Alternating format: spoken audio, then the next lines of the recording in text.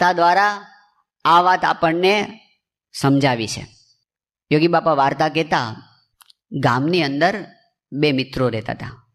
એક મિત્ર જન્મથી આંધળો હતો અને બીજો મિત્ર જન્મથી લંગડો હતો. બંને ડિસેબલ હતા, પણ બંનેની મિત્રતા બહુ પાકી. એટલે આખો દિવસ એ બે ભેગા ને ભેગા જ હોય. એટલે જો ક્યાંક બીજે જવાનું હોય ને તો શું કરે, લંગડો છે ને આંધળાના ખભા પર બેસી જાય અને પછી ઉપર વેરીને રસ્તો બતાવે કે આ બાજુ જવાનું, આ બાજુ જવાનું. એટલે લંગડાનું સ્ટેરિંગ વ્હીલ અને આંધળાનું એન્જિન, એવી રીતે બેયની ગાડી ચાલે.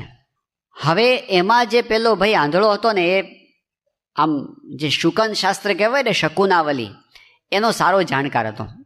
એટલે એણે એક વખત વાતમાં પોતાના મિત્રને કીધું કે સારામાં સારું શુકન કયું કહેવાય, કે આપણે આમ જોતા હોઈએ અને ધારો કે એવું બને કે કાળી દેવચકલી ઉડતી ઉડતી આવે અને હળના સગનમાંથી આમ 3 વાર પસાર થઈ જાય અને આપણે એને જોતા હોઈએ અને આપણી આંખ ન ફરકે ને, તો એ સારામાં સારું શુકન કહેવાય. અને જો એવું શુકન થાય ને તો આપણને કોઈ કામમાં પાછા પડવાનું ન થાય.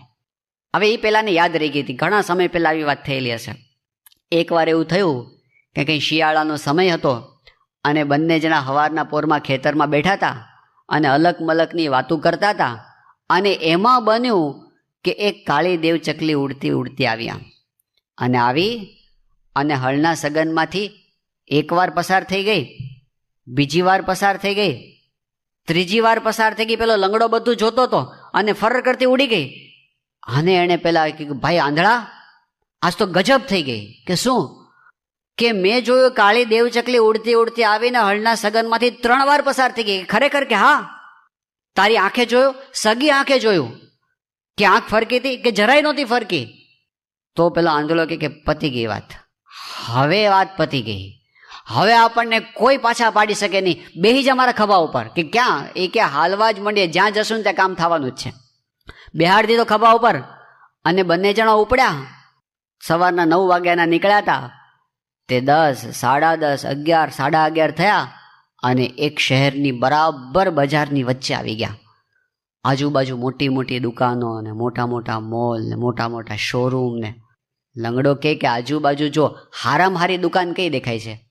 એ કે એક આમ મોટી ઝવેરાતની દુકાન દેખાય છે, જ્વેલર્સની. અને શોરૂમની અંદર તો નકરા દાગીના ને સોના ને હીરાના દાગીના છે. કે ચડી જઈએ આપણે, હાલ મને રસ્તો બતાવો, આપણે એમાં ચડી જઈએ. પેલો કે આપણે હાવ રખડું જેવા માણસો અને આવી દુકાનમાં આપણે ચડીએ તો આપણને કોઈક